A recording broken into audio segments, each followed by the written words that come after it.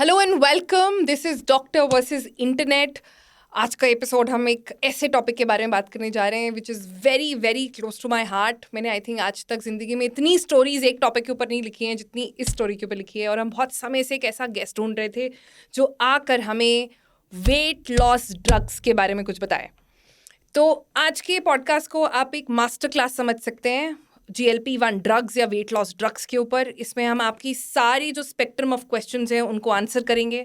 हम बेसिक से शुरू करेंगे कि GLP-1 होता क्या है, GLP-1 कितने तरीके का होता है, who is it for, who is it not for, इसके क्या साइड इफ़ेक्ट्स होते हैं, ऑल ऑफ दोज थिंग्स। फिर हम थोड़ा डिटेल में जाएंगे कि बॉलीवुड में जो सब GLP-1 लेते हैं उसके बारे में कोई बात क्यों नहीं करता है। हम ये भी बात करेंगे उसके बाद कि क्या हम अब एक ऐसी जनरेशन में एंटर कर रहे हैं, एक ऐसे समय, एक ऐसे एरा में एंटर कर रहे हैं जहाँ सब पतले होने वाले हैं। बिकॉज GLP-1 का जो फ्यूचर है वो इतना है कि ये बहुत सारे इंजेक्शन्स आएंगे, बहुत सारी पिल्स आएंगी, बहुत सस्ते भी हो जाएंगे। उसकी प्राइसिंग के बारे में भी बात करेंगे और इन दी एंड हम बात करेंगे कि आने वाले समय में क्या मसल आपकी एब्सोल्यूट हेल्थ करेंसी बनेगा। तो चलिए, बहुत एक्साइटिंग एपिसोड है, लेट्स गेट स्टार्टेड।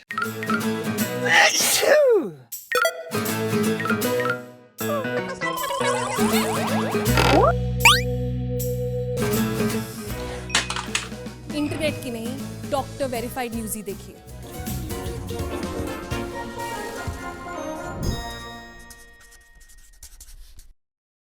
आज के गेस्ट को हमने we flown him in from Bombay to come with us, sit with us here in the Delhi studio. Doctor Shashank Joshi, thank you so much for being here. Like I said, I couldn't have thought of a better voice to speak upon this subject. With that, let me begin. Doctor Joshi, India में इस समय 3 तरह के लोग हैं। एक जो GLP-1 ले रहे हैं, एक जो GLP-1 छुप छुप के ले रहे हैं, और तीसरे जो GLP-1 के बारे में गूगल कर रहे हैं और रियली लेना चाहते हैं। ऐसे लोगों को जो अभी गूगल कर रहे हैं इसके बारे में और लेना चाहते हैं, उनको आप सबसे पहले क्या कहेंगे? Who is this drug for? Sonal ji, first of all thank you for calling me. और ये जो जनरेशन है, जैसे अभी अल्फा जनरेशन के बाद जो अभी जनरेशन आएगी, इसको GLP-1 जनरेशन कहा जाएगा। वाओ। और दूसरी बात यह है कि ये जो दवाई है ये एक्सीडेंटली डिस्कवर हुआ था। ये मधुमेह या डायबिटीज के लिए था, और फिर वो फैट लॉस करता था। तो चर्बी जो होती है वो कम होती थी, मोटापा कम होता था, इसलिए इसका प्रयोग किया जाता है। लेकिन ये कॉस्मेटिक दवाई नहीं है, ये एविडेंस बेस्ड मेडिकल दवाई है।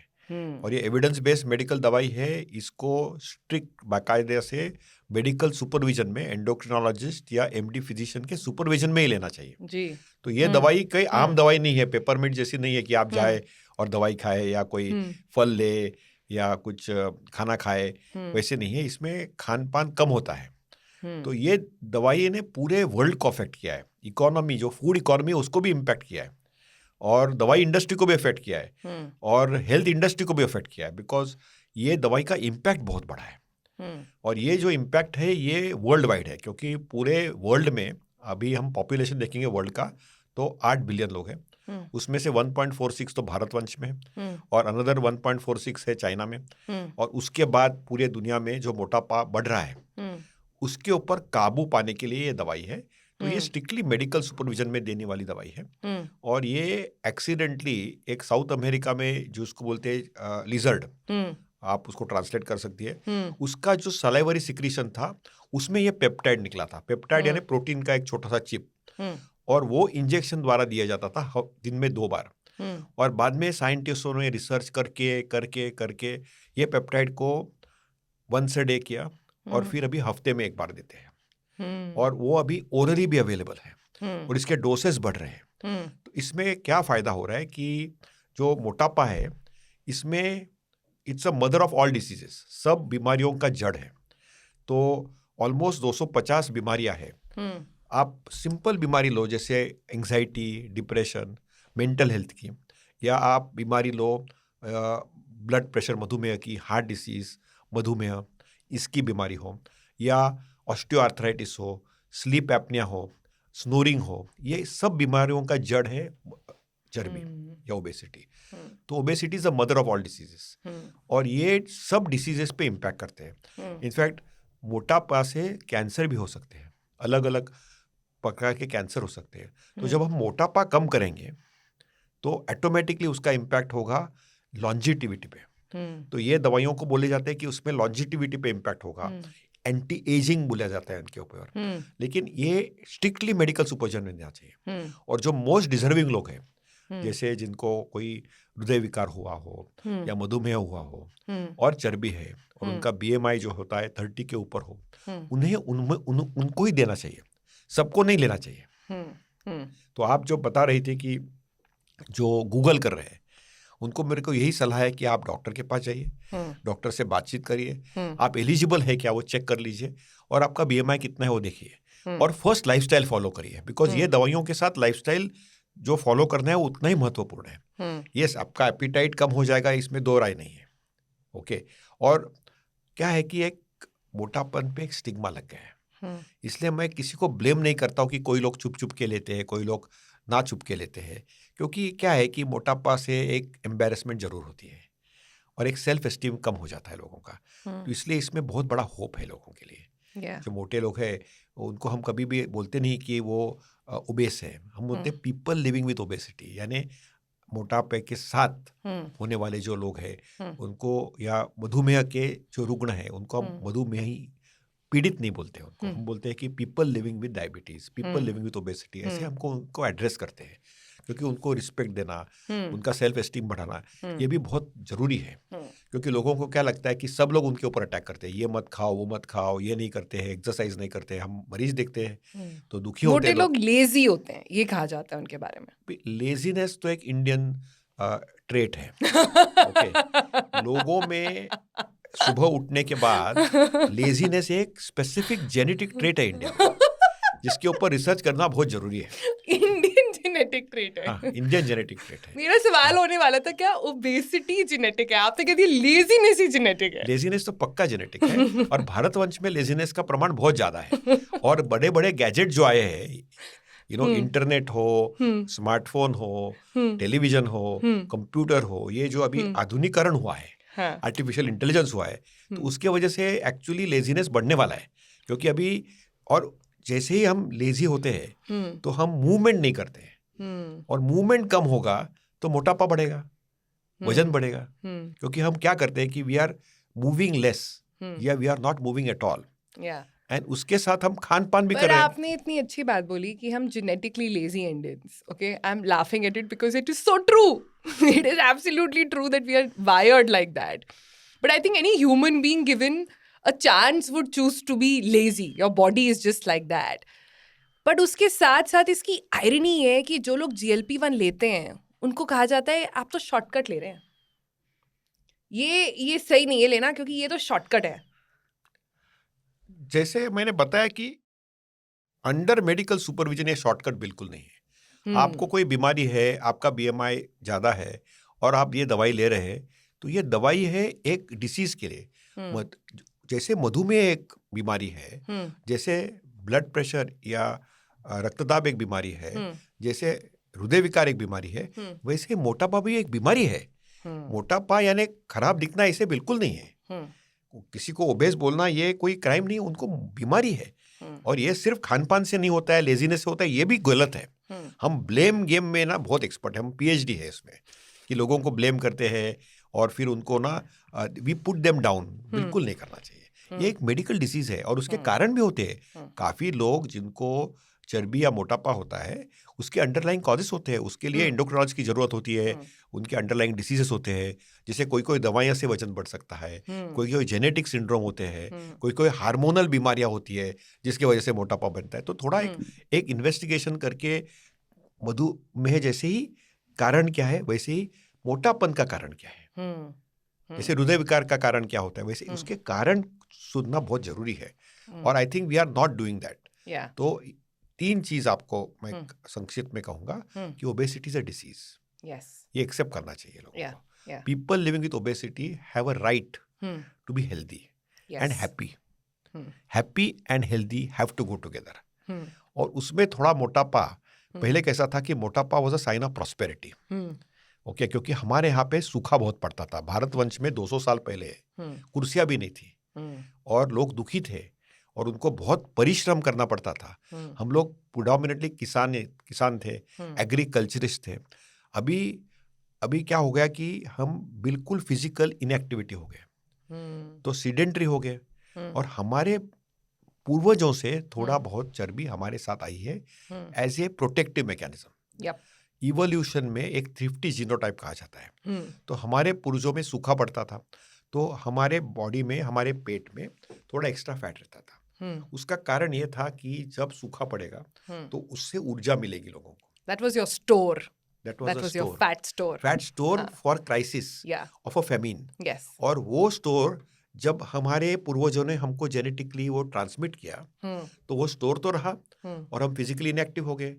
और अभी हम इवन रूरल इंडिया में जाएंगे तो वहां पे भी सब गैजेट्स आ गए, ट्रैक्टर आ गए, गाड़ियां आ तो गई। एआई आ गया है, जो थोड़ा बहुत हम काम करते थे वो भी सब एआई मशीन्स और रोबोट्स करेंगे। इसलिए फिजिकल एक्टिविटी बहुत कम हो गई और उसके वजह से ये चर्बी तो रही। तो इसलिए we are called as thin fat Indians. यानी हमारे बॉडी कॉम्पोजिशन में नॉर्मली आप पाश्चात्य देश में जाएंगे, अफ्रीकन अमेरिकन को देखेंगे, व्हाइट कोकेशियंस को देखेंगे, तो उनके बॉडी में नॉर्मल लोगों में एक अराउंड 25 to 27% फैट रहता है। लेकिन भारतवंश में हम थिन फैट इंडियंस है क्योंकि हमारे बॉडी में नॉर्मल लोगों में भी ऑलमोस्ट 33% फैट रहता है। तो हमारे बॉडी में एक्स्ट्रा फैट है। We are genetically like that. We are born like that. Correct. Right. तो and then it gets amplified because of the lifestyle. और हमारे शरीर जो है उसकी आप देखेंगे तो उसमें क्या है, तो एक तो हड्डियां है, उसके बाद मसल है, उसके बाद फैट है, उसके बाद पानी है और ऑर्गन्स है। तो इससे हमारी पूरी बॉडी बनती है। तो ये सादी एक समीकरण है।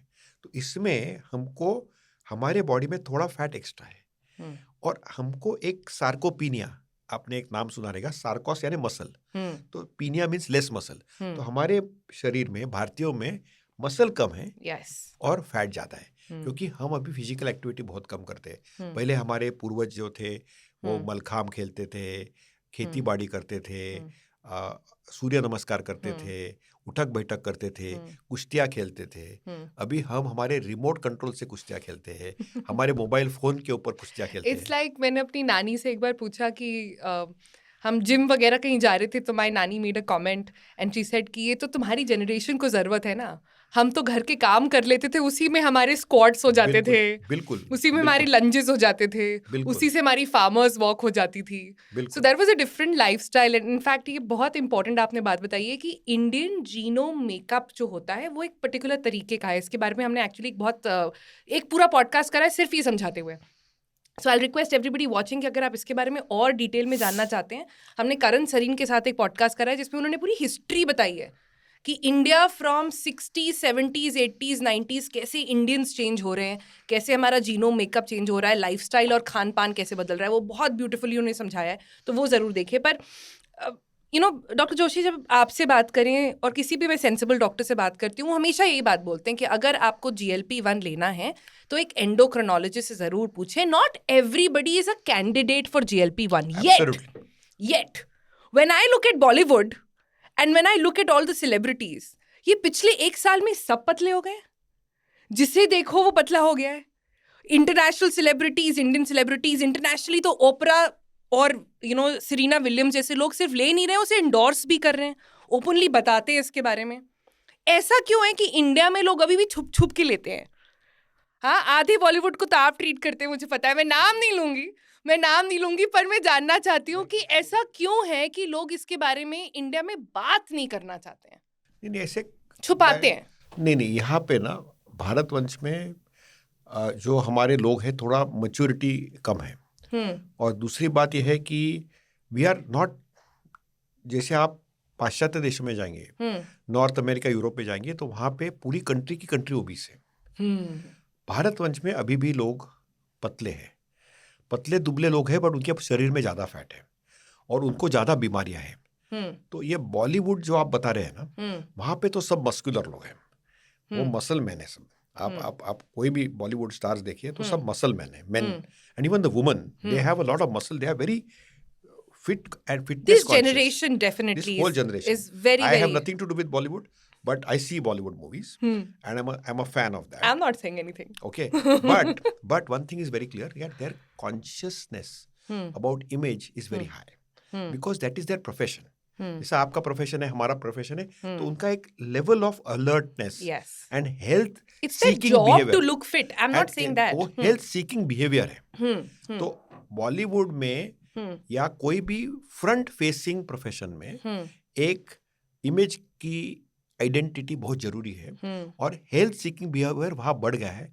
और जब आपके पास एक सॉल्यूशन आता है जो मेडिकल सॉल्यूशन है और वो एथिकली आपको करेक्टली इंडिकेटेड है, तो उसमें लेने में कोई हर्जा नहीं अंडर मेडिकल सुपरविजन. लेकिन just to look cosmetically less and look better, I don't think it is right thing to do. Also आप यू शुड रिमेंबर कि जब आपको fat loss out of proportion होता है, तो it can also, it may suddenly make you look aged. Yes. And therefore you have to be very mindful. You lose your hair. Medically supervision, hair fall होता है, you suddenly feel sunken in. Yeah. You suddenly will, you know, if you are looking 20, you may look 40. So I don't agree with the Bollywood statement of yours that they are all taking it. I don't think they all take it. I think some of them may be taking it. But I think in general, people who deserve it the most are people who have major diseases.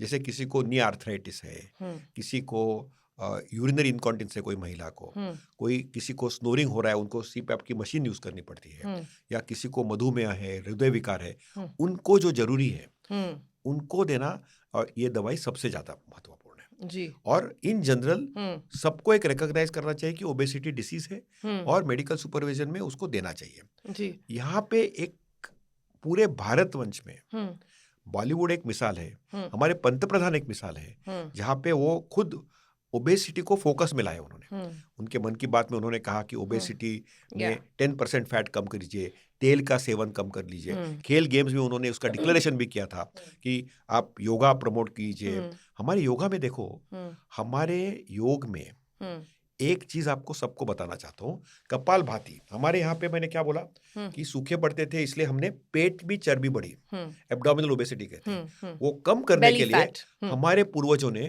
कपाल भाती का discovery किया था. वो कोई योगा गुरु ने नहीं किया था, ये हमारे 4000-5000 से पतंजलि में लिखा गया है कि ये आप कपाल भाती कीजिए, सूर्य नमस्कार कीजिए. और इसके ऊपर हम रिसर्च भी करते हैं, हमने रैंडमाइज कंट्रोल ट्रायल किया है ये सब पे कि एब्डोमिनल फैट कम होता है. तो इसमें हमारे पंतप्रधान का बहुत बड़ा योगदान है कि उन्होंने फ्रॉम द फ्रंट लीड किया है जी. एक नेशनल मूवमेंट के लिए. और ये जो मोटापा बढ़ रहा है, ये हमारे बच्चों में, हमारे युवाओं में बढ़ रहा है. और वहां पे बीमारी आ रही है क्योंकि यहाँ पे गैजेटाइजेशन बहुत हो गया. वहां पे अभी हम क्या हो रहे हैं कि हम सीडेंट्री हो गए एंड हम एफ्लुएंट हो रहे हैं. तो पहले जैसे डिसीज था इन्फ्लुएंजा, अभी डिसीज है एफ्लुएंजा. एफ्लुएंजा मींस हम एफ्लुएंट भी हो रहे हैं और सीडेंट्री यानी सुस्त और मस्त. जैसे आपने बोले लेजी, हम लेजीनेस किसी ने बोलते हैं, laziness is like a bad word, just like obesity. No एक सेकंड, आपने कहा सुस्त और मस्त. सुस्त और मस्त. हाँ, इंडियन सब सुस्त और मस्त. सुस्त और मस्त, सुस्त और मस्त. इसीलिए सब आ जाते हैं लाइन लगाने आपके क्लिनिक के बाहर कि डॉक्टर साहब हमें भी दे दीजिए GLP-1, हमें नहीं जाना जिम विम, हमें दे दीजिए GLP, और ऐसे ही पतला होना है. गलत है बिकॉज आपको, पर ऐसा होता है आपके क्लिनिक पर भी लोग आ रहे होंगे. 100% होता है. क्या बोलते हैं आपसे? हमको बोलते हैं कि हमको वजन कम करना है और हमको ना हम डाइट वाइट नहीं कर पा रहे हैं, हमसे नहीं जम रहा है. हमने बहुत बार ट्राई किया है, हमने बहुत डाइट प्रोग्राम ज्वाइन किए हैं. कोई जन ऐसे आते हैं कि हमने सर्जरी भी करवाई है, फिर भी हमारा मोटापन वापस आ रहा है. तो ये जो दवाई है ना, ये एपिटाइट को स्विच ऑफ करता है. लेकिन तो ये दवाई में जो मेंटेन करना पड़ता है, ये इंजेक्शन लेने के बाद या टैबलेट लेने के बाद जो वेट लॉस मेंटेन करना पड़ता है, उसके लिए एक्सरसाइज उतना ही महत्वपूर्ण है. मसल रेजिस्टेंट ट्रेनिंग या रेजिस्टेंस मसल एक्सरसाइज करना उतना ही महत्वपूर्ण है. इस एक्सरसाइज के जब आप GLP-1 ड्रग्स पर होते हैं, उसके साथ आपको क्या करना चाहिए उस पर मैं आऊंगी. पर पहले मैं जानना चाहती हूँ, ये आपने शायद मुझे किस्सा सुनाया था एक बार कि इंडिया में अभी भी ये हो रहा है कि एक घर में 2 भाई हैं, दोनों भाई सेम डॉक्टर के पास पहुंचते हैं और डॉक्टर से बोलते हैं डॉक्टर साहब हमें दे दीजिए GLP-1, पर दोनों एक दूसरे को बताना नहीं चाहते हैं कि वो दोनों GLP-1 पर हैं. ऐसा हुआ है? 100%. हाँ हुआ है. आप ऐसे स्माइल कर रही हैं कि इससे ज्यादा भी कहानियां आ चुकी हैं. तो हमें मुझे जरा समझाइए कि आपकी क्लिनिक में इस समय GLP-1 को लेकर किस तरह की क्वेरीज आ रही हैं. ये एक ही फर्स्ट टाइम हमने देखा है कि लोग सामने से आके पूछ रहे हैं कि हमको ये दवाई दीजिए, हमको हमारा मोटापन कम करना है. हाँ, लेकिन वो कॉस्मेटिक रीजंस है उनके। बट उसमें ना दो प्रकार के प्रॉब्लम्स है। एक तो ना लोगों को थोड़ा दुख होता है, क्योंकि जब मोटापा बढ़ता है ना तो लोग बोलते हैं, टोकते हैं, अच्छा नहीं लगता उनको। और जब थोड़ा सा वजन कम होता है ना तो सब लोग, हाँ, अरे वजन कम हाँ, हो गया, हाँ, आप स्मार्ट दिख रहे हो। तो वो एक सेल्फ एस्टीम यस, के लिए आ रहे हैं, हाँ, उनका कॉन्फिडेंस, उनके इमेज के लिए आ रहे हैं, और ये बहुत जरूरी है। ओबेसिटी में थोड़ा सा मोटापन में से लोग ना थोड़ा सा उनको हेल्दी देखना चाहते हैं, हैप्पी देखना चाहते हैं। तो जो स्माइल या हैप्पीनेस आता है ना वो उतना ही महत्वपूर्ण है, और हेल्थ का एक्स्ट्रा बेनिफिट है। तो हेल्थ एंड हैप्पीनेस साथ में ये ले सकते हैं। और उसके साथ लोग बताने नहीं चाहते, क्योंकि उसमें ना थोड़ा सा उनको लगता है कि एक स्टिग्मा हो गया है। दवाई के अराउंड भी स्टिग्मा है अभी। एक थोड़ा सा क्या बोलते हैं कि एक इनविजिबिलिटी है। आपने जैसे बोला कि लोग बताना नहीं चाहते कि हम दवाई ले रहे हैं। तो ये तो गलत है। बताना चाहिए कि हम दवाई लेके ठीक हो रहे हैं, बट उसके पर साथ आपका काम लाइफस्टाइल। एज अ डॉक्टर तो बड़ा टफ हो गया होगा, नहीं, क्योंकि फैमिली में भी ट्रीट करना है, बताना भी नहीं है, हेल्प भी करना है। नहीं, तो हम तो बताते हैं कि देखो, आपको BMI आपका 30 के ऊपर है, आपको थोड़ा सा बॉर्डरलाइन मधुमेह है, थोड़ा सा रक्त दाब है, तो आपको इसका इंडिकेशन है। और आप ये जो दवाई ले रहे हैं उसके साथ आपको लाइफस्टाइल करनी है। तो आपको प्रोटीन पे फोकस रखना है, खान पान पे फोकस रखना है, आपको थोड़ा एक्सरसाइज पे फोकस रखना है, और उसके साथ ये दवाई लेनी है। क्योंकि ये दवाई is not a single one stop solution. ये दवाई के साथ एक इंटीग्रेटेड प्रोग्राम रहना बहुत जरूरी है। और ये एक वे ऑफ लाइफ, क्योंकि मैंने जैसे बोला कि ये जनरेशन GLP-1 जनरेशन है, तो ये वे ऑफ लाइफ में इंटीग्रेट करने में महत्वपूर्ण है। कि आपकी जो ओवरऑल लाइफस्टाइल चेंज करने में बहुत फर्क है। अभी कैसे हो गया कि हम ब्रेकफास्ट स्किप करते हैं और डिनर पे अटैक करते हैं, तो मोटापन बढ़ता है। और हमारे संस्कृति में ये बताया गया है कि you should have a large breakfast, moderate lunch and light dinner और नो डिनर। बट हमारे यहाँ पे हम देखते हैं बम्बई दिल्ली में एग्जैक्ट ऑपोजिट हो गया। तो ये जो जनरेशनल चेंज है वो बहुत महत्वपूर्ण है। हमारे यहाँ पे जो नींद है वो कम हो गई है। कम नींद, फिजिकल एक्टिविटी जीरो, तनाव, मानसिक तनाव, स्ट्रेस। हमारे भारतीयों में एक स्पेशल हैबिट है कि हम स्ट्रेस देना भी जानते हैं और लेना भी जानते हैं। और इससे भी बीमारियों में नेगेटिव केमिकल्स, नेगेटिव केमिस्ट्री बहुत ज़्यादा होती है। इंडिया में जैसे मैंने बताया आपने कि एक लेजीनेस जीन है, वैसे इंडिया में गॉसिप जीन भी है। तो ये गॉसिप में क्या होता है कि एक वर्ड फैलता है कि अरे ये दवाई ले रहा है, ये दवाई ले रहा है, तो इससे ना एक नेगेटिव स्टिग्मा आ जाता है। ये नेगेटिव स्टिग्मा नहीं है, ये proper ethically medically vetted evidence based दवाई है। इसके ऊपर हजारों मरीजों की ट्रायल्स हुई है, उसके ऊपर लाइफ स्पैन बढ़ा है, मोर्टेलिटी कम हुई है, हार्ट की मोर्टेलिटी कम हुई है, पेरिफेरल वास्कुलर डिसीज की मोर्टेलिटी कम हुई है। तो इसमें बहुत सारा रिसर्च हुआ है। ये कोई पेपरमिंट की दवाई नहीं है या पैरासीटामोल की दवाई नहीं है जिससे सिर्फ बुखार कम होता है।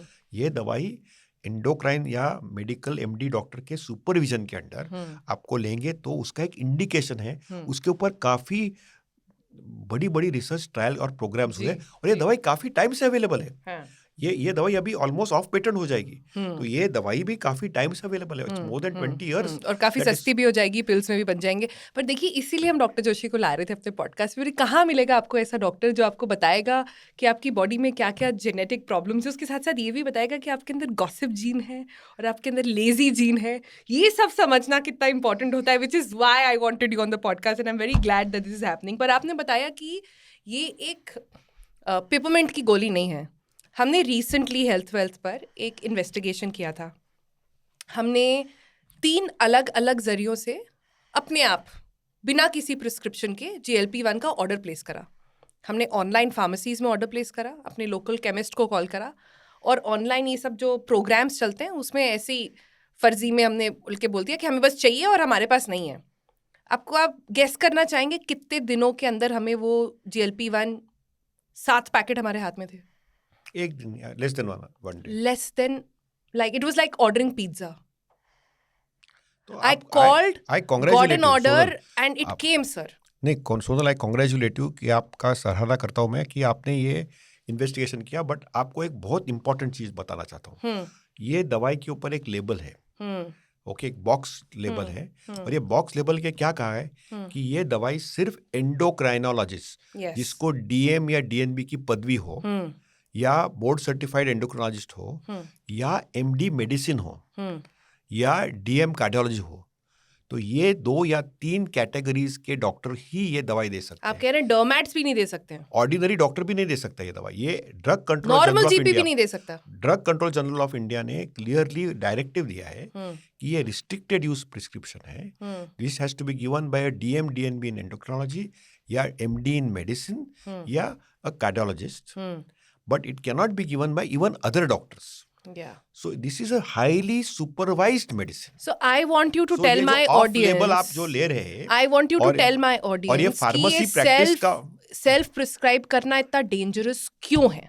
100%, बिकॉज आप ये दवाई लेने के पहले आपको स्क्रीनिंग करना चाहिए, लिवर फंक्शन का, आपके अल्कोहल हैबिट का, आपकी अमाइलेज लाइपेज पैनक्रियास की टेस्ट, आपको पेट में गॉल स्टोन्स है क्या, आपके थायराइड में नोड्यूल है क्या, आपके family history of medullary thyroid cancer या मल्टीपल एंडोक्राइनल न्यूरोप्लाजिया है क्या, आपका आँख का चेक करना चाहिए. तो ये सब चीज़ें आपको करनी बहुत महत्वपूर्ण है. आप इवन हम मेंटल हेल्थ स्क्रीनिंग करने को बोलते हैं लोगों को, क्योंकि people have to be ready mentally for this also.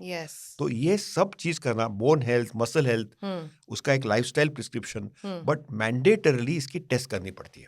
तो as a endocrinologist first thing हम क्या करते हैं कि ये मोटापा का कोई सेकेंडरी कॉज है क्या, इसके अंडरलाइन कोई थायराइड की बीमारी है क्या, कॉर्टिजोल की बीमारी है क्या, कुशिंग सिंड्रोम है क्या. तो पहला मोटापा का कॉज निकालते, जेनेटिक सिंड्रोम है क्या, गोनैड में कोई टेस्टोस्टेरोन डेफिशिएंसी तो नहीं है, इसलिए हार्मोनल विशेषज्ञ की जरूरी है. अच्छा, ये मरीज को कोई हार्ट अटैक जो आप लिस्ट बाय द वे जिसकी आप बात करें टेस्ट कराने चाहिए, वो हम अपने कमेंट सेक्शन में भी डाल देंगे, तो सब लोग वो लिस्ट जरूर देखें और करवाएं वो जाकर टेस्ट. और अपने डॉक्टर से, कई बार डॉक्टर भी नहीं बताते हैं, तो अपने डॉक्टर को फोर्स करें और उनसे पूछें कि भाई ये टेस्ट कराना है. हमने इस पर काफी सारी स्टोरीज भी करी हैं, वो लिंक भी डाल देंगे नीचे कमेंट सेक्शन में. Liver function test, amylase lipase, calcitonin की test, MEN screening, bone health screening, muscle health screening, ये सब करना बहुत जरूरी है. Thyroid nodule screening. बट ये एंडोक्रिनोलॉजिस्ट या फिजिशियन जो हमारे ड्रग कंट्रोल ने एकदम सही बताया है, ये इसके लिए उन्होंने सुपरविजन की जरूरत बताई है. तो ये ना ऐसे ही कोई दे नहीं सकते, उसके साइड इफेक्ट्स भी है. कोई भी दवाई जो पावरफुल होगी उसके इफेक्ट होंगे. हर दवाई के साइड इफेक्ट तो होते ही. बताइए. तो साइड इफेक्ट होते हैं nausea, vomiting, okay, constipation, diarrhoea. तो इसलिए हम सबसे लो डोज से चालू करते हैं, और low dose very gradually step up करते हैं. ओके, उसमें अल्कोहल नहीं ले सकते. बाय मिस्टेक अल्कोहल ले लिया तो पैनक्रेटाइटिस हो सकता है. गॉल स्टोन हो गए तो पैनक्रेटाइटिस हो सकता है. तो अक्यूट पैनक्रेटाइटिस हो सकता है. ये दवाइयों से नौशिया, वॉमिटिंग हो सकता है. मैंने बताया वैसे डायरिया, कॉन्स्टिपेशन हो सकता है. ये दवाइयाँ का एक रिमोट लिंक है एनिमल स्टडीज में. एक एंडोक्राइन या थायराइड मेडुलरी कैंसर से भी उसका एक संबंध है. पैनक्रियास का पैनक्रेटाइटिस मैंने बताया. और सो इसलिए किसी को उल्टी हो गई है तो ये दवाई हमको होल्ड करना पड़ता है. तो ये इसके काफी साइड इफेक्ट्स भी है. यूएस में सडन आई ब्लाइंडनेस भी देखी गई. उसका एक नियॉन करके है एक साइड इफेक्ट बताया गया था. बट इसके ऊपर last word is not out. We don't know whether इससे रियली होता है कि नहीं होता है. लेकिन we have to be alert. तो एक maybe there is a small rare eye test कराए पहले. तो हाँ, एक स्मॉल और रेयर लिंक इज देयर. तो इसलिए आँख की जांच, और आँख की जांच ऑप्टिशियन के पास नहीं जाके करें. आँख की जांच, वैसे भी आपको मधुमेह है, आपको रक्तदाब है, तो आपको आँख की जांच आपकी not just for your spectacles but retina, visual acuity, वो करनी चाहिए. तो इन जनरल ना हमको ये दवाइयों की वजह से आपका मैं शुक्रगुजार हूँ कि you have started a health awareness movement. और मोटापा की वजह से हेल्थ सीकिंग बिहेवियर बढ़ गया है. तो इंटरनेट पे या गूगल डॉक्टर या व्हाट्सएप यूनिवर्सिटी या नेबर क्या बोलता है उससे जाने से बेटर आप प्रॉपर क्वालिफाइड एंडोक्रिनोलॉजिस्ट या प्रॉपर क्वालिफाइड फिजिशियन के पास जाके उनके निगरानी में ये दवाई लेंगे, और एलिजिबल होगे तो ही लेंगे. तो बहुत जरूरी है. सो हमने 2-3 चीज़ें स्टैब्लिश कर ली. हमने स्टैब्लिश पहले ये कर लिया है कि कैसे ये जो जनरेशन अब आने वाली है GLP-1 जनरेशन कहलाएगी, क्योंकि ये ड्रग्स अब वापस नहीं जाएंगी. ये एक पाथ ब्रेकिंग ड्रग्स हैं हमारी पूरी ह्यूमैनिटी के लिए. करेक्ट. इसके बहुत बेनिफिट्स हैं, लेकिन हर दवाई की तरह इसके भी साइड इफ़ेक्ट्स हैं. लेने से पहले सिर्फ हमारी भी बात ना सुने, एक तो इंटरनेट पे देखना बंद करते हैं किसी और के एक्सपीरियंस को, अगर उसकी उसने लूज वेट कर लिया है दवाई लेकर या बिना दवाई लेकर या झूठ बोलकर या इन्फ्लेमेशन बोलकर या कोई डाइट करके या कोई टोटका करके, तो एक तो उनकी बात बनना बंद करते हैं। हमने इसीलिए हेल्थ वेल्थ चैनल बनाया है कि हम डॉक्टर वेरीफाइड न्यूज़ आप तक लेकर आएँ। और डॉक्टर साहब का ये कहना बहुत बहुत सिंपल और क्लियर है कि आप अगर इसके बारे में सोच रहे हैं, अगर आप डिजर्विंग कैंडिडेट हैं तो आपको लेना चाहिए, अगर आपके डॉक्टर इसके बारे में बोलें। पर इसके साथ साथ doctor Joshi, I want come to some basics of understanding GLP-1, right? एक सिंपल भाषा में थोड़ा एक्सप्लेन करके हमें बताइए कि what exactly happens to your body when you take GLP-1. People think that digestion slows down, others think it's acting on your brain. तो क्या आपकी भूख आपके दिमाग से रिलेटेड है? There is a third which thinks कि चर्बी पिघल जाती है। तो क्या आप हमें बहुत सिंपल भाषा में बता सकते हैं कि बॉडी में होता क्या है जब आप ये GLP-1 इंजेक्शंस लेते हैं? तो इंजेक्शंस और टैबलेट दोनों अवेलेबल है, और भारतवंश में टैबलेट पहले आए और टैबलेट अभी भी अवेलेबल है और इंजेक्शंस अवेलेबल है। और इंजेक्शंस में भी दो प्रकार है, एक सिंगल एजेंट है जिसको GLP-1 कहते हैं, और एक डबल एजेंट में जिसमें थोड़ा साइड इफेक्ट वेट लॉस ज्यादा होता है, GLP विद GIP-1। सेमाग्लूटाइड जो है वो सिंगल एजेंट है और उसकी टैबलेट आती है, उसका इंजेक्शन आता है। वाइल जो डबल एजेंट है उसका, और ट्रिपल एजेंट भी रेटाटूटाइड भी आएगा, उसके ऊपर भी काफी रिसर्च चल रहा है, और ओरल टैबलेट्स भी इस स्पेस में आएंगी। तो ये तो ये कैसे पता चले किसको कौन सी लेनी है? ये तो मेडिकल डॉक्टर ही बताएगा ना, ये तो डॉक्टर सुपरवाइज दवाई है। ओके, तो आपकी कंडीशंस देखकर डॉक्टर ही डिसाइड करेगा आपको कौन सी लेनी है। बट आपने पूछा कि ये कैसे वर्क करते हैं जी, तो फर्स्ट ऑफ ऑल हमको समझना चाहिए कि ये है क्या। तो हमारे पेट में स्टमक होता है, स्टमक के बाद स्मॉल इंटेस्टाइन के बाद लार्ज इंटेस्टाइन। तो स्मॉल इंटेस्टाइन में first part of small intestine को हम बोलते हैं ड्यूओडेनम, सेकंड पार्ट को बोलते हैं जेजुनम, थर्ड पार्ट को बोलते हैं आइलियम। तो ड्यूओडेनम, जेजुनम, आइलियम में जो इंटेस्टिनल सेल्स होते हैं उसमें L और K सेल्स होते हैं, वहां से बनता है GIP-1 और GLP-1। ये नथिंग बट प्रोटीन पेप्टाइड्स रहते हैं, पेप्टाइड छोटे छोटे हमारी बॉडी में ही होते हैं, हमारे बॉडी में ही बनते हैं। ये पेप्टाइड्स का क्या काम है? ये पेप्टाइड्स का काम ये है कि हमारी जब हम खाना खाते हैं तो ये पेप्टाइड्स ब्रेन के हाइपोथैलेमस में जाके जो एपिटाइट सेंटर है उसको स्विच ऑफ करते हैं। तो हंगर सिग्नल्स बॉडी के स्विच ऑफ करते हैं और you feel full. That is the first way it works. तो ये ब्रेन को सिग्नल करके बोलते हैं कि बॉस आपको खाना हो गया, तो आप देखते रहिए। ओके, तो इसलिए हम कम खाते हैं। Okay, that is one. Secondly क्या करते हैं कि ये GLP-1 जो पेप्टाइड है ये हमारा स्टमक का गैस्ट्रिक एम्प्टिंग टाइम होता है, क्योंकि स्टमक में काफी टाइम हमारा खाना रहता है, तो वो डिले करता है थोड़ा। इसकी वजह से कभी कभी गैस्ट्रोपैरेसिस होते हैं, तो वो भी एक साइड इफेक्ट है उसका, लेकिन उसका ये इफेक्ट भी है। तो ये स्टमक का थोड़ा सा डिले करते हैं गैस्ट्रिक एम्प्टिंग। ओके, तो ज्यादा देर तक खाना पेट में रहता है, correct, slows down digestion. Third जो उनका एक मैकेनिज्म है जिसको हम बोलते हैं कि ये अलग अलग मेटाबॉलिक प्रोसेसेस पे उसका इम्पैक्ट है।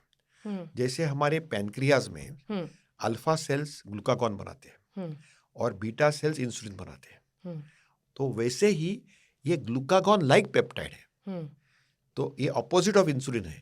तो इससे इंसुलिन कम होता है, बॉडी के अलग अलग बायोमार्कर्स पे इसका परिणाम होता है। हमारे पूरे मेटाबॉलिज्म में ये बॉडी की जो ऊर्जा होती है उसको स्फूर्ति देती है। तो इसमें क्या होता है कि फैट हम automatically when you eat less, okay, fat मास हमारा कम होता है, कैलोरी इन कैलोरी आउट। हाँ, तो वो that is number one. Number two, हमारे ब्रेन में जो एपिटाइट सेंटर है वो स्विच ऑफ होता है और फुलनेस सेंटर स्विच ऑन होता है, तो दूसरा मैकेनिज्म है। थर्ड है कि इसका थर्मोजेनिक इफेक्ट भी है। थर्मोजेनिक यानी फैट बर्निंग इफेक्ट भी है। आपने बोला कि चर्बी पिघल जाती है क्या, तो थोड़ा बहुत थर्मोजेनिक इफेक्ट भी है इसका। ये अलग अलग 8-9 मैकेनिज्म से काम करता है, लेकिन सबसे बड़ा हमारे शरीर में जो एक्टोपिक फैट होता है, यानी जो एक्स्ट्रा फैट, हमारे शरीर में नॉर्मल फैट होता है नॉर्मल लोकेशन पे, लेकिन जो एबनॉर्मल लोकेशन पे फैट होता है, जैसे पैनक्रियाज के अंडर फैट, लिवर के अंदर फैट, हार्ट के around fat, epicardial adipose tissue, vessel के अराउंड फैट, ये फैट को ये डिसअपियर करता है, एक्टोपिक फैट को डिसअपियर करता है। इसलिए फैटी लिवर का नाम भी बदल दिया है, उनको बोला MFSH और MAFLD, तो मेटाबॉलिक एसोसिएटेड लिवर फैट। तो लिवर फैट को वो गायब करता है। तो एक्टोपिक यानी जहां जहां बाहर फैट गया है, जहां होना नहीं चाहिए, वो फैट डेफिनेटली ये पिघल देता है।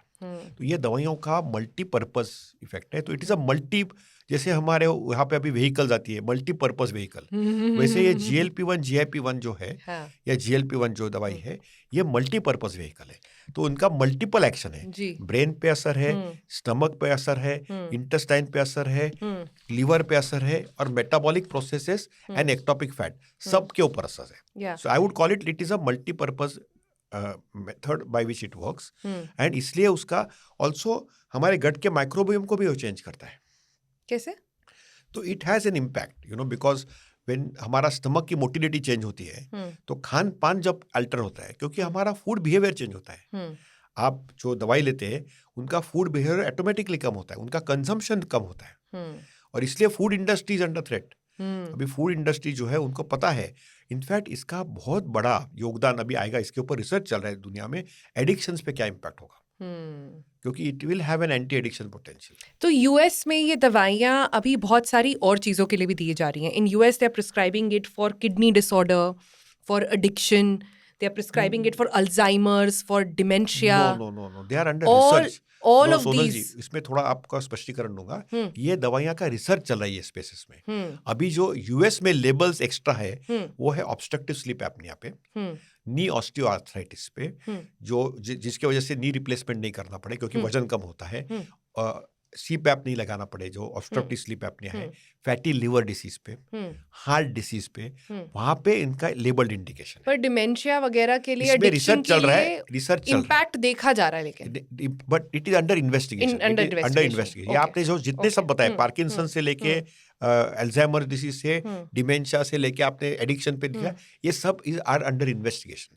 But are all of these in some way related to obesity, which is why this is happening? They are all linked to longevity and aging and metabolism. So that's why I said कि it's a multi-purpose drug. But basically ये दवाइयाँ metabolic दवाई है, तो they are affecting our metabolism. And fat is also a metabolism.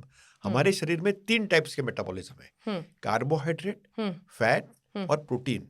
And ये जो दवाइयाँ हैं ये मेटाबॉलिक प्रोसेसेस पे भी उनका इम्पैक्ट है ना, क्योंकि दीज आर पेप्टाइड्स एंड इनका बायोलॉजिकल इम्पैक्ट है ये अलग अलग सेल्स पे। हम बात कर रहे हैं अलग अलग चीज़ों में। यूएस में एक फिनोमेना है सरप्राइज बेबीज फिनोमेना।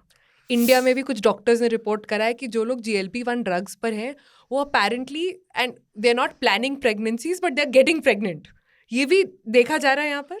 तो सबसे ज़्यादा एंडोक्राइन कंडीशन जो देखते हैं हम, मधुमेह, टाइप 2 डायबिटीज होता है, नंबर 2 होता है थायराइड, नंबर 3 होता है PCOD, polycystic ovarian disease. PCOD क्या है? डायबिटीज ऑफ द ओवरी या फैटी ओवरी। जैसे मैंने बोला fatty liver, fatty kidney, fatty pancreas, तो fatty liver, fatty pancreas is diabetes. तो जब फैटी ओवरी होता है या डायबिटिक ओवरी होता है, वो PCOD जैसे ही हम ये दवाई देते हैं तो ओवरीज हेल्दी होती है, ओवरीज हेल्दी होती है, ओव्यूलेशन नॉर्मल होगा, ओव्यूलेशन नॉर्मल होगा तो बच्चा होगा। लेकिन this is not indicated, okay, when you are planning a child, okay, but this is a natural side effect of this medicine, क्योंकि ओवेरियन हेल्थ, हमारी ओवरीज की हेल्थ इंप्रूव होगी, तो ऑटोमेटिकली आपको, क्योंकि वजन कम होगा तो लीवर का जैसे फैट कम होता है वैसे ही हमारी ओवरीज का फैट कम होता है, ओवरीज का शुगर कम होता है, तो हेल्दी हो जाते हैं। तो ये जो हम ओबेसिटी की बात करते हैं, फैट की बात करते हैं, इंडियंस में क्या ये जेनेटिक है? क्योंकि कई लोग ये बात करते हैं कि भाई हमारे घर में तो लोग ऐसे ही हैं, या हमारे तो ऐसे ही खान पान है हमारे घर का, people who are fighting obesity, because उनको लगता है कि this is what general normal being is. तो क्या कोई डेफिनेशन है फैट होने की? एंड इम्पॉर्टेंटली, अगर हम जेनेटिकली ओबीज हैं तो उसको आइडेंटिफाई कैसे करा जाए? तो पहले मैं व्याख्या दूंगा ओबेसिटी की डेफिनेशन क्या है जी। तो भारतवंश में हम 3 फैट इंडियंस हैं। हाँ। तो हमारा BMI जो US BMI से 2 पॉइंट्स कम है, तो ग्लोबली 25 कट ऑफ है, तो हमारा कट ऑफ 23 है, और उसके गाइडलाइंस में हम सब इन्वॉल्व थे, मैं खुद इन्वॉल्व भी था। और 20 के नीचे you are normal, but between 20 to 23 is suppose to be normal for India.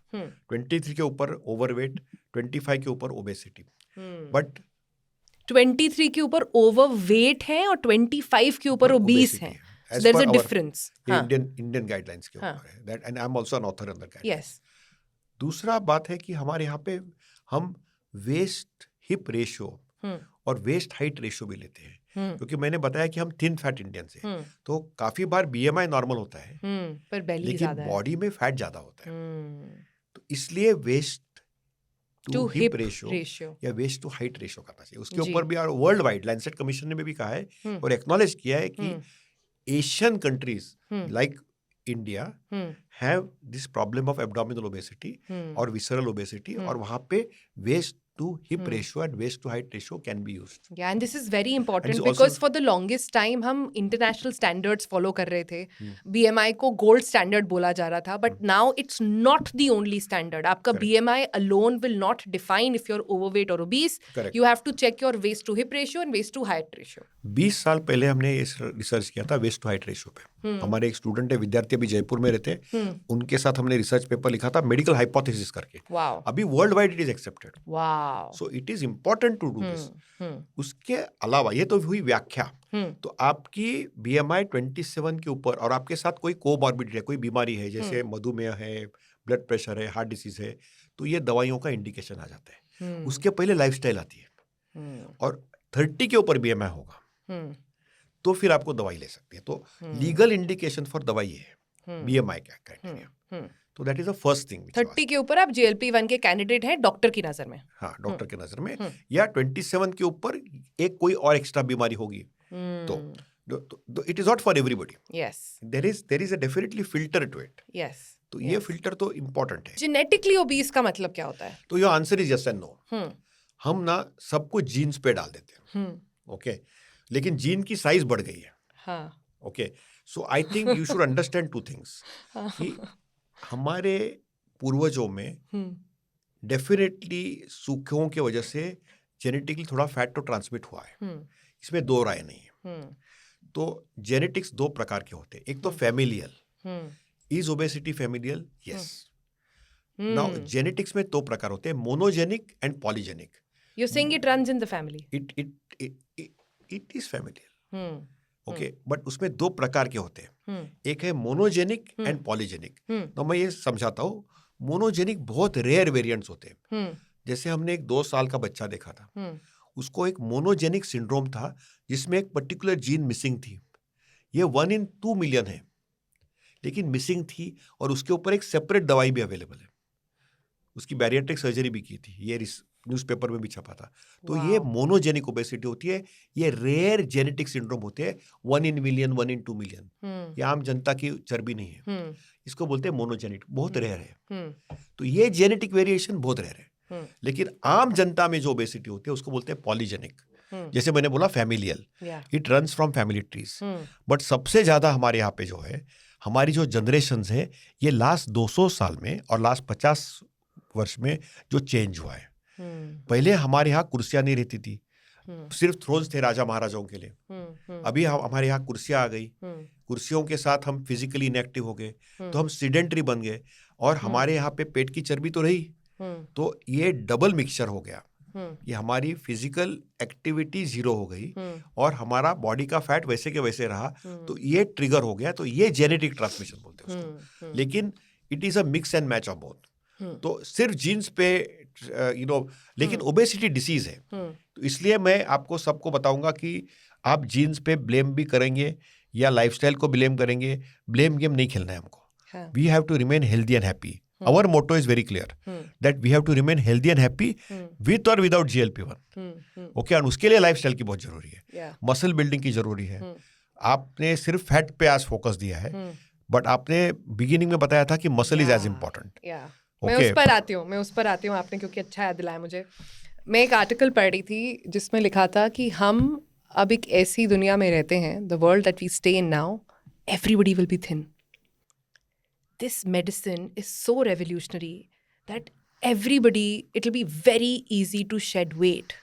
But the difficult part will be to ensure that you have enough muscle and muscle will become the new metric of fitness. हम जैसे किसी को देखते हैं बोलते हैं कि बहुत स्लिम है, हम ये नहीं बोलेंगे. हम ऐसी दुनिया में जा रहे हैं जब लोग कहेंगे क्या मसल्स हैं. क्या ये सच है? और पहले तो आप मुझे बताइए, क्या ये पॉसिबिलिटी आप देखते हैं अगले 10 या 20 साल में कि सब पतले हो जाएंगे? नहीं, ये तो पॉसिबिलिटी थोड़ी मुश्किल लगती है. हाँ. I wish it can come true, but it's possible. But muscle is health. Health की करेंसी मसल है. और फैट लॉस के बाद preserving muscle is the key. तो आपके बॉडी में हमको सबको फैट की भी जरूरत है. There is good fat and bad fat. एक आप पता करना कि आपके बॉडी में फैट नहीं रहेगा तो ये एसी रूम में आपको ठंड लगेगी. तो ये इसमें दो राय है ही नहीं. Okay, fat is important and fat की जरूरी है. Even for your brain. Fat, glucose, that is glucose. Okay, brain survives on glucose. But fat is needed for our body. Fat is our store for crisis time. So we need a little bit of fat. We can't be zero fat. That is the first thing. Second thing is, if you want to eat more, you need to have good muscle. And if you want to live longer, you need to have good muscle. एक second, ये क्या बोल दिया आपने? If you want to eat more, you need to have muscle. And protein. मतलब? आपको क्या है कि लोग क्या बोलते हैं कि हमारा खाना बहुत कम हो गया. तो मैं बोलता हूँ आपको ज्यादा खाना है तो आप आपका मसल मास बढ़ाओ. आपका जितना मसल मास बढ़ेगा आपके बॉडी की रिक्वायरमेंट ऑफ प्रोटीन बढ़ेगी, आप ज्यादा अच्छा खाना खाएंगे. तो your appetite is also a modulation of your muscle mass and your fitness and your protein. How interesting. So it is very important to recognise कि physical activity and muscle building has to go hand in hand. Resistance exercises have to go hand in hand with your GLP-1 medicine. And appropriate modification of your diet, which is आपको high quality protein की जरूरत है, carbohydrate और fat पे नियंत्रण रखना है, उसके साथ ही माइक्रोन्यूट्रिएंट डेफिशिएंसीज एग्रीवेट नहीं करनी है. तो ये एक पूरा समीकरण है. उसके साथ नींद, उसके साथ no addictions like tobacco, smoking, alcohol, सब छोड़ना पड़ेगा. तो ये लाइफस्टाइल का एक समीकरण है ना. See it is not just the matrix, but आपने जैसे बताया muscle is the currency for health. So एक ही चीज मेरे को आपको चूज करनी पड़ेगी after fat loss. What is one thing I want to preserve? It is my muscle. The more muscle I will preserve, the longer I will live. And it is more important in people who are about 60, जिनकी वय वर्ष 60-70 होती है. क्योंकि क्या होता है कि when we lose muscle after 50 or 60, we replace it by fat. So आपको longevity के लिए muscle is your investment. The more muscle you will invest, the longer you will live. Okay, so muscle building is very important. It is not just important to look good, okay, or show your biceps. They are important, but it is important to stay healthy. Yes. And is it more important for women to get muscle than men? Both are equally important. See, men have a little extra muscle because of testosterone. Okay, but women have to work harder. Women also have to work harder after menopause because estrogen protects them. But the glow is there with the woman. The muscle is there with the men. Okay, so there is a difference. The estrogen gives the glow on your face. Okay, while the testosterone gives the muscle strength. So it's important that men preserve their muscle and continue that preservation after 50. And women, after they lose their estrogen, maintain their glow, but also build some muscle for good health. Now I know why women come to you.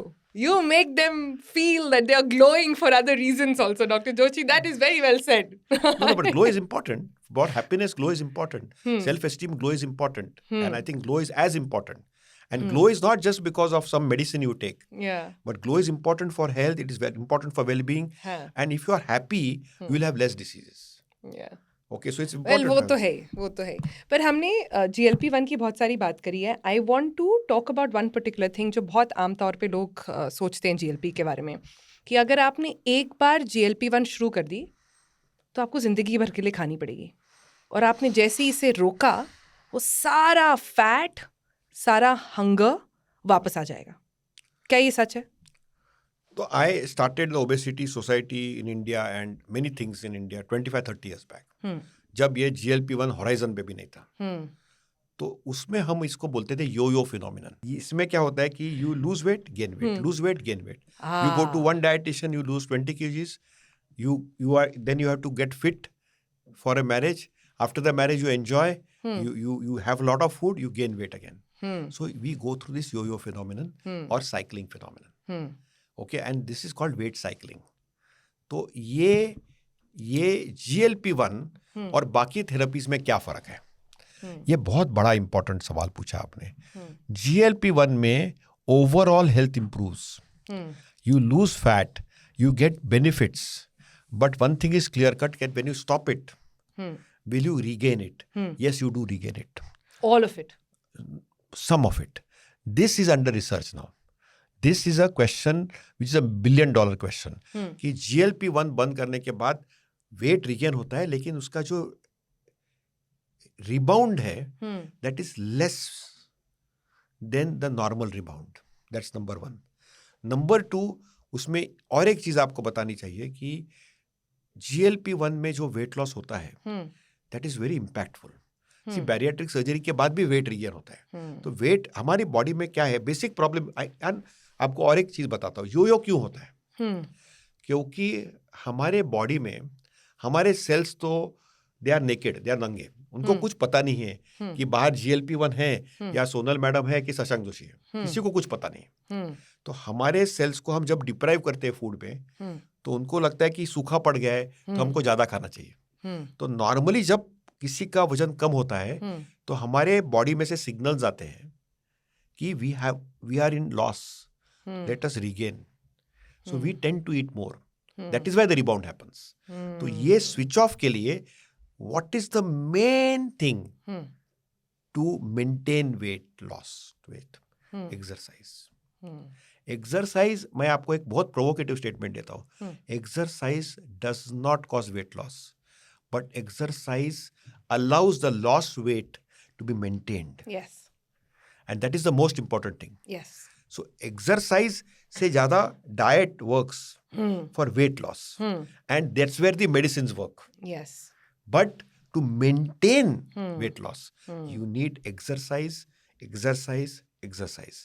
But you are right, these medicines have medical benefits. And when they have medical benefits, for example, if they are keeping your diabetes medicines away, if they are keeping your blood pressure medications away, naturally your doctor will continue them.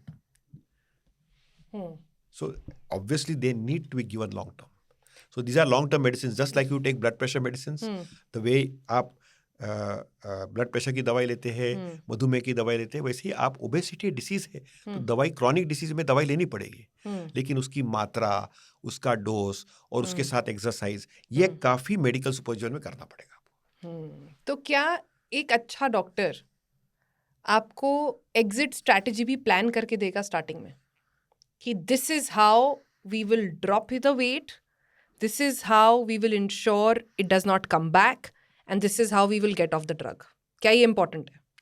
So getting off तो I cannot say for sure, but 100% when I see people living with obesity or people living with diabetes, मैं उनको clearly बताता हूँ कि हमको ये weight loss initiate करने में बहुत ज़्यादा मदद करेगा, बाद में हमको मेंटेन करना है, उसके साथ एक्सरसाइज करना, मसल स्ट्रेंथनिंग करना, उसके साथ right amount of diet, macronutrient micronutrient करना, उसके साथ ही एक लाइफस्टाइल चेंज करना, ये बहुत उतना ही महत्वपूर्ण है। तो एग्जिट स्ट्रेटेजी में I would say life long life span की स्ट्रेटेजी प्लान करना बहुत जरूरी है, because you are going to live longer.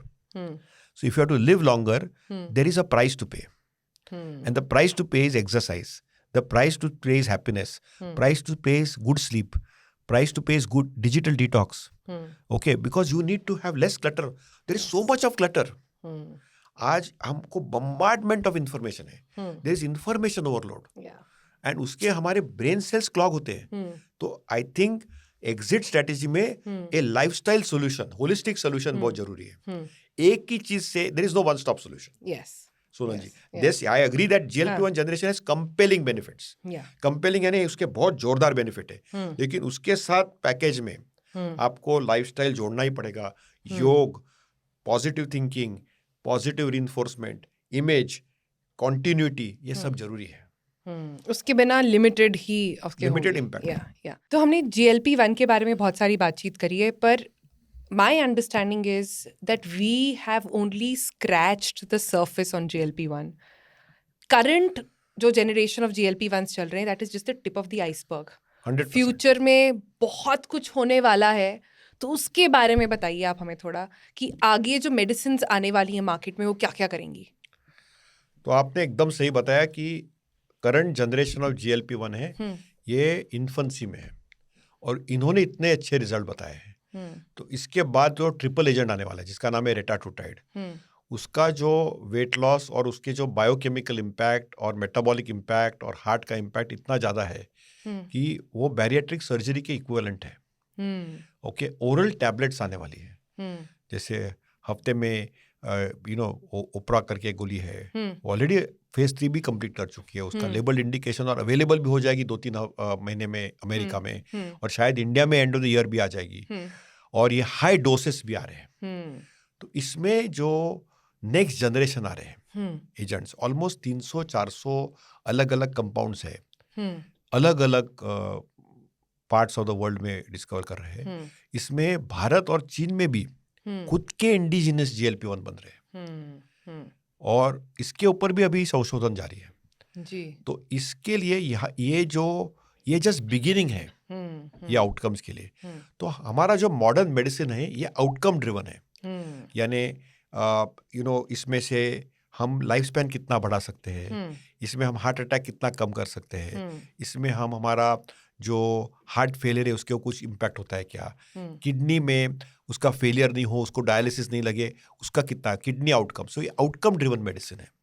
तो ये आउटकम ड्रिवन मेडिसिन में डाटा तैयार करना बहुत कॉस्टली होता है. लेकिन नई जो GLP-1 की दवाई आ रही है इसमें ईज ऑफ यूज और साइड इफेक्ट प्रोफाइल बहुत कम होगी. तो अभी प्रयास यही है कि दवाइयों के कम से कम साइड इफेक्ट हो और बहुत इजी हो. जैसे हफ्ते में एक बार हम इंजेक्शन लगा रहे हैं, हम 2 हफ्ते में एक बार इंजेक्शन लगा सकते हैं क्या, महीने में एक बार इंजेक्शन लगा सकते हैं क्या, टैबलेट जो ले रहे डेली ले रहे ये हफ्ते में एक बार ले सकते हैं क्या, महीने में एक बार लगाने वाला इंजेक्शन और 2 हफ्ते में लगाने वाला इंजेक्शन भी, उसके ऊपर भी संशोधन चल रहा है. तो इसमें ईज ऑफ यूज करेक्ट आ जाएगा.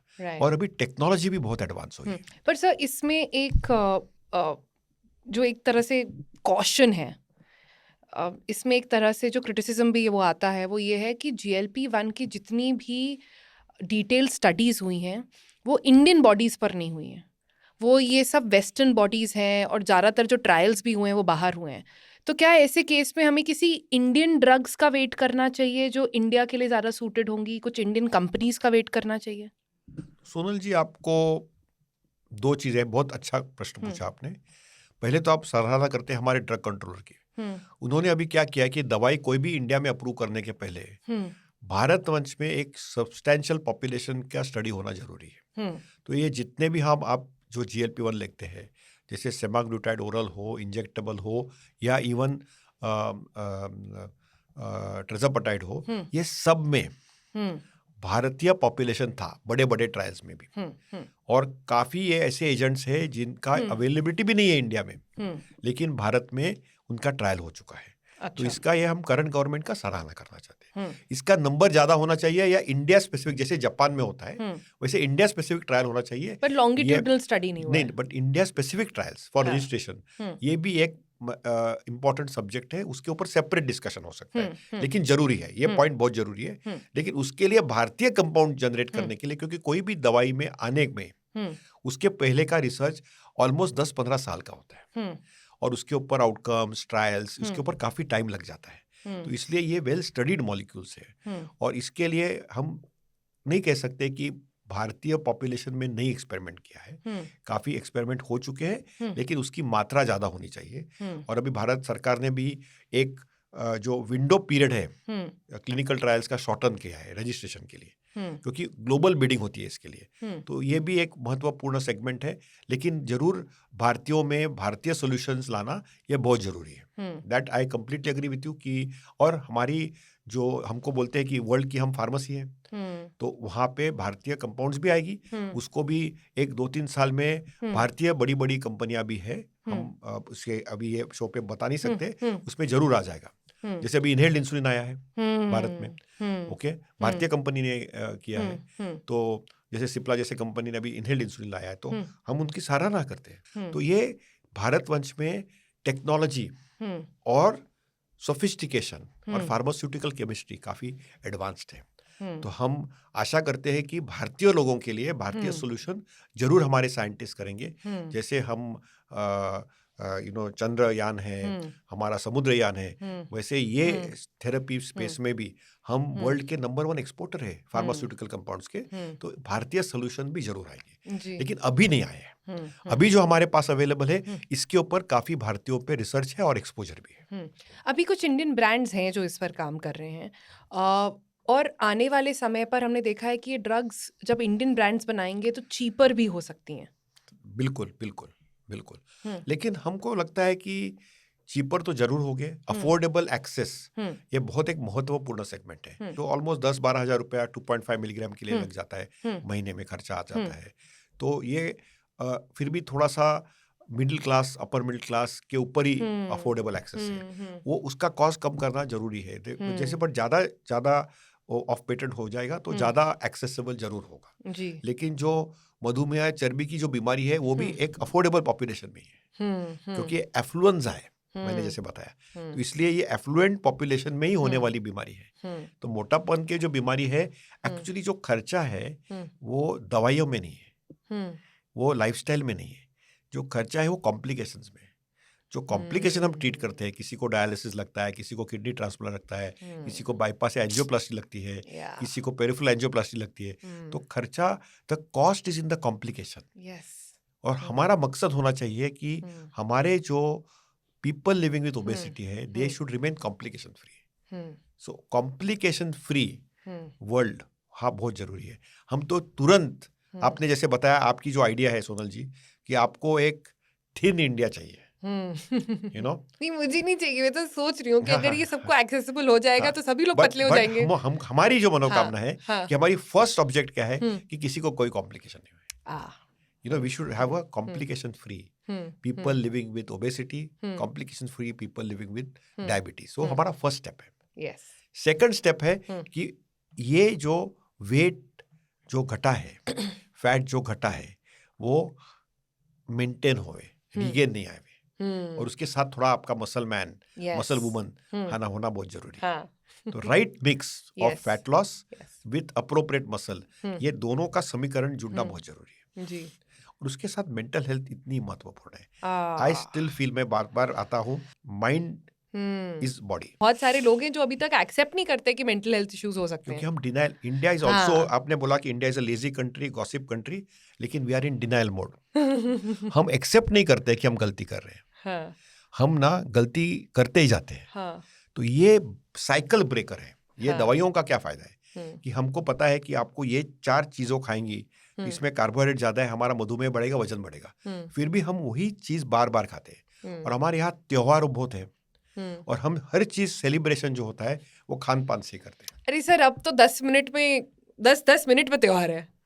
अब तो डिलीवरीज इतनी हो गई हैं और इतना एक्सेस हो गया है कि वो तो हर समय चल रहा है। But you are right, these, I think if I had to draw a couple of things as a conclusion out of this podcast, I would say this: these are path-breaking drugs.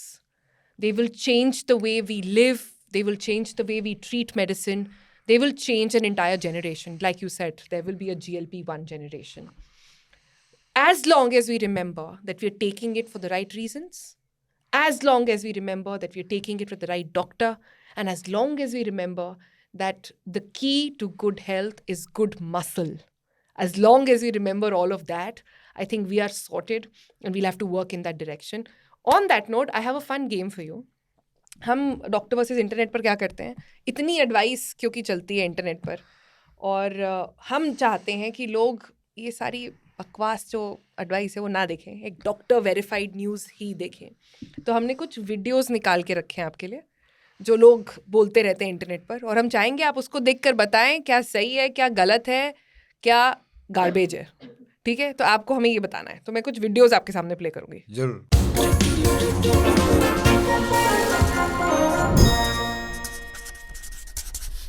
Okay, so let me play video number 1। रोटी के साथ मूंग दाल, दही के साथ भुना जीरा, लौकी के साथ काली मिर्च, नींबू पानी के साथ चिया सीड्स, पपीता के साथ भुना चना और गुनगुने पानी के साथ दालचीनी। ये दुनिया के सबसे बेहतरीन कॉम्बिनेशन है वेट लॉस के लिए, जो आयुर्वेद के अनुसार अमृत माने जाते हैं। अमृत है ये सारे कॉम्बिनेशन? ना ना ना, इसमें थोड़ा सेंस है लेकिन हाँ। काफी कुछ एविडेंस बेस्ड नहीं है।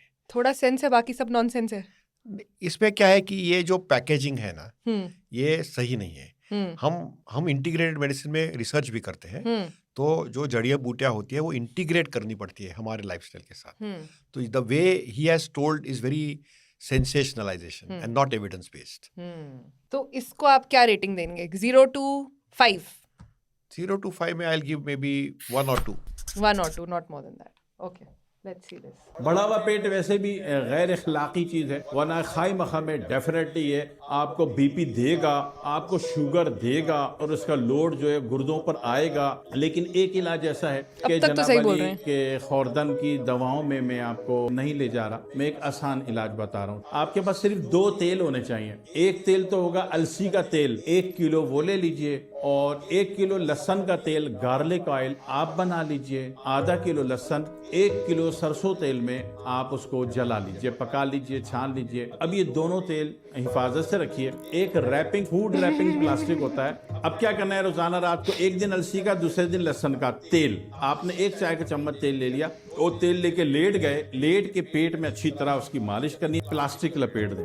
2 या 3 घंटे के लिए, मैक्सिमम 3 घंटे बहुत है, सुबह कर लीजिए। और जब 3 घंटे बाद उतारेंगे ना, इसमें खूब पसीना होगा। बस ये बड़ा अच्छा काम हो रहा है। हाँ जी।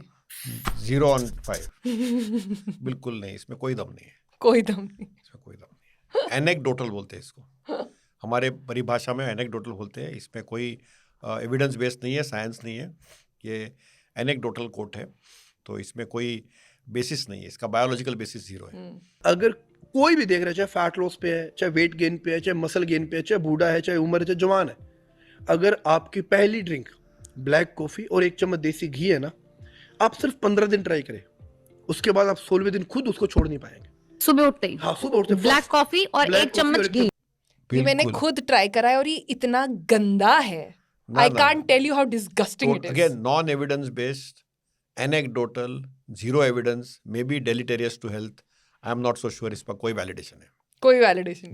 0। मोटापा कम करने के लिए इंशाल्लाह आज मैं ऐसी होम रेमेडी बताऊंगा। अगर आप जिम जाके थक चुके हैं, एक्सरसाइज करके थक चुके हैं, महंगी महंगी मेडिसिन लेके थक चुके हैं, अब आप थक के हार के घर बैठ चुके हैं और मोटापा आपका कम नहीं हुआ, पेट की चर्बी लटकी पड़ी है, आपको मैं होम रेमेडी ऐसी बता रहा हूं। मात्र 30 दिन एक बार इंशाल्लाह उसको करके देख लें, आपका 8 किलो वजन 100% कम होने वाला है, बिना किसी के नुकसान के होने वाला है। आप मोटापे को कम करने का हमेशा जरूर प्रयास करते रहें, क्योंकि मोटापे से होने वाली प्रॉब्लम्स बहुत खतरनाक होती है। ये रेमेडी जो मैं आपको बता रहा हूँ, ये आपके शरीर के दर्द में भी काम करेगी, जोड़ों के दर्द में काम करेगी, मांसपेशियों के दर्द में काम करेगी और आपका दिन बे दिन मोटापा कम करेगी। आपको लेना क्या है, जीरा 50 ग्राम, दालचीनी 50 ग्राम, लौंग 50 ग्राम, इन तीनों चीजों को मिक्सी के अंदर कूट पीस के एक पाउडर बना के एक डब्बे के अंदर रख लें। सुबह सो के उठें, 1 गिलास पानी लें और उसके चम्मच डाल के और उसको खूब अच्छे से उबाल लें, खूब अच्छे से उबाल लें और गुनगुना गरम गरम ही पी लिया करें सुबह को नाश्ता करने से पहले।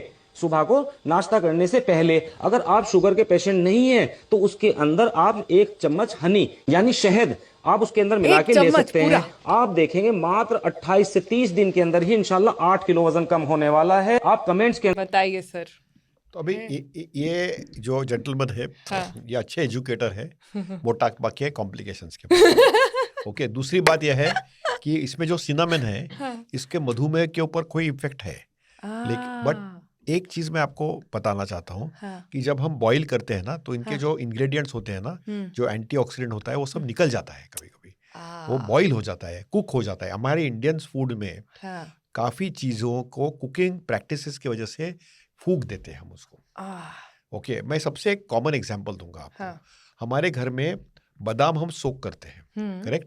तो जब सोक करते हैं तो उसके अंदर के जितने पॉलीफिनॉल्स है वो सब निकल जाते हैं। उसके बाहर का जो कवरिंग होता है जिसमें सब एंटीऑक्सीडेंट है, उसको निकाल के हम जब सोक करते हैं तो अंदर का पॉलीफिनॉल्स सब निकल जाते हैं और What are you बाहर saying? का जो कवरिंग होता है उसमें जो अच्छा प्रोटेक्टिव लेयर है वो भी निकाल देते हैं। तो अनफॉर्चुनेटली सम ऑफ हमारे जो ट्रेडिशनल प्रैक्टिसेस है ना, ये करेक्ट नहीं है। तो इसमें ना साइंस करना बहुत जरूरी है। जैसे हमने खुद सिनामन फेनुग्रीक में मधुमेह में जरूर प्रयोग किया है, लेकिन the way he has said is almost 0 on 10 because ये एनेक्डोट हो गया। So what would you suggest? Like soak it overnight? No, there is no need to soak it overnight. You have to chew this thing and you should not salt it at all. Okay, so that is how the almond has to be consumed और the walnut has to be consumed. तो उसका एक तरीका है, उसका एक science है। तो हम उसको ना क्या कर रहे हैं कि ये वी आर ट्राइंग टू जो अच्छे इंग्रेडिएंट्स है उसके अंदर, जो उसकी जो हर्बल या मेडिसिनल वैल्यू है वो हम खराब कर रहे हैं सम ऑफ दिस प्रैक्टिसेस।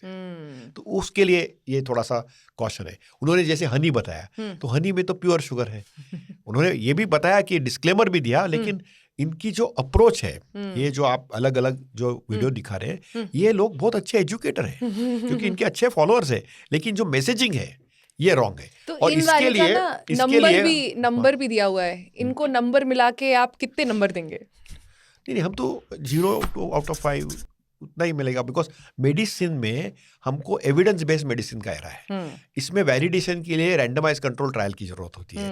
तो ये कोई भी थेरेपी को, ये अनप्रोवन क्लेम है, तो अनप्रोवन क्लेम के लिए प्रूव करने के लिए उनको आरसीटी करके रिसर्च में संशोधन करके वो पब्लिश करना बहुत जरूरी है। हाँ। तो तभी हम बताएंगे कि ये इसमें थोड़ा दम है। मुझे ना सब कहते रहते हैं बड़ी फिट हो गई हो, ऐसा क्या किया तुमने। आज मैं आपको एक कमाल की ड्रिंक बताती हूँ। सबसे पहले सुबह उठो, 1 गिलास पानी ले लो, उसमें थोड़ा सा धनिया भी डाल दो, उसमें थोड़ा पुदीना भी डाल दो और जैगरी डालना मत भूलना, और उसे खाली पेट लेना। फिर देख लो ऐसी बॉडी बन जाएगी। अगर आपको इस बकवास पे यकीन हो गया है तो आज से ही जिम जाना छोड़ दो, क्योंकि ऐसा कोई भी ड्रिंक नहीं जो आपको 1 हफ्ते 10 दिन में पतला कर दे। अगर आपको फिट होना है तो क्लीन डाइट, अच्छा वर्कआउट और अच्छा कार्डियो करना बहुत इंपॉर्टेंट है। लेकिन स्टिल कुछ लोगों के इतनी जल्दी फैट नहीं जाते, तो कुछ ऐसे सप्लीमेंट्स हैं जो आपको हेल्प कर सकते हैं, जैसे कि L-कार्निटाइन लिक्विड। ये कोई मैजिकल ड्रिंक नहीं है जिसे आप पीते ही रातों रात पतले हो जाओगे। अगर आप इसे कंज्यूम करते हो वर्कआउट से पहले, ये आपके स्टोर फैट को एनर्जी में कन्वर्ट करता है, जिससे आप अच्छा वर्कआउट कर पाते हो और ज़्यादा कैलोरी बर्न होता है, और इससे आपका फैट लॉस भी जल्दी होता है। अगर आप अपना फैट लॉस जल्दी करना चाहते हो तो इस मैजिकल ड्रिंक को जरूर ले सकते हो, क्योंकि धनिया पुदीने से काम नहीं चलने वाला। तो भारत वंश में मैजिकल रेमेडीज एक्ट है, ओके, और there is a real act, please check it out, कि you can't make such unsubstantiated claims. तो L-कार्निटीन ड्रिंक जो बता रही है मैडम, और इसमें वेट लॉस है, उसमें कोई रैंडमाइज कंट्रोल ट्रायल तो है ही नहीं। तो ये जो क्लेम्स है they are totally unsubstantiated. Carnitine में कुछ इम्पैक्ट है एनिमल स्टडीज में, लेकिन to translate it into outcomes and give it as advice is not correct. That is where we need regulations. Unfortunately, gym trainers have become nutritionists when they don't have any qualification on nutrition. And though they should focus on what they are good at. Yes. What should they focus on? How to build muscle, how to do exercise. Not what you should eat. For that, there are qualified nutritionists with qualified degrees or qualified doctors with qualified degrees. तो ये तो थोड़ा गलत हो गया। पर ये second level of miss information है। पहले हो गया देसी नुस्खे, अब वो कह रही है उसको हटाओ, ये मैं प्रोडक्ट दे रही हूँ। दूसरा उन्होंने ये इस कंपनी से मुझे 2 लाख रुपए मिले एक रील बनाने के लिए, मैं आपको बताती हूँ क्या करना है। नहीं, ये तो कमर्शियल एंगल हो गया। हाँ। लेकिन इनसे हार्म भी हो सकता है। करेक्ट। और इन्होंने ये भी बताया कि एक्सरसाइज नहीं करना चाहिए, बाद में बताया एक्सरसाइज करना चाहिए। तो ये तो है ना कि they should focus on what they are good at, not focus on what is not evidence based. Thinking of stopping your GLP-1? Here's how you can do it safely without your weight bouncing back. Step 1. While you're still on the medication, start rebuilding your relationship with food. This is key. You need to learn how to eat in a way that helps you maintain your weight without relying on injections. If you're not there yet, stay on it for a little longer.